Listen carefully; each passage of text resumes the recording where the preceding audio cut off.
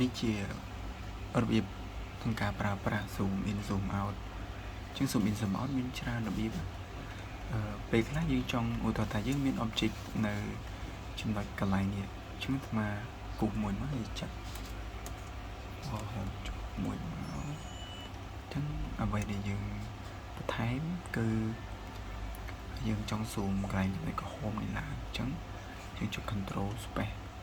bar មួយមកយើងឃើញ cursor យើងនៅហ្នឹងចឹងយើងគ្រាន់តែ click មកហើយយើងអូយម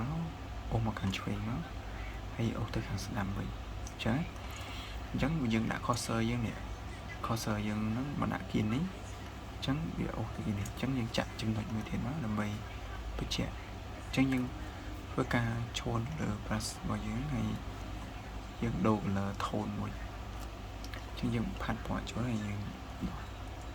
ចូលទៅថាយើងចង់ break line ពណ៌នេះ zoom line ពណ៌ហ្នឹងអញ្ចឹង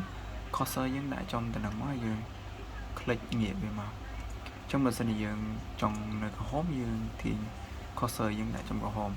еслиយើងចង់រំកិលអាហ្នឹងយើងចុច space bar រំកិលចឹងមកអាហ្នឹងគឺលឿនណាសម្រាប់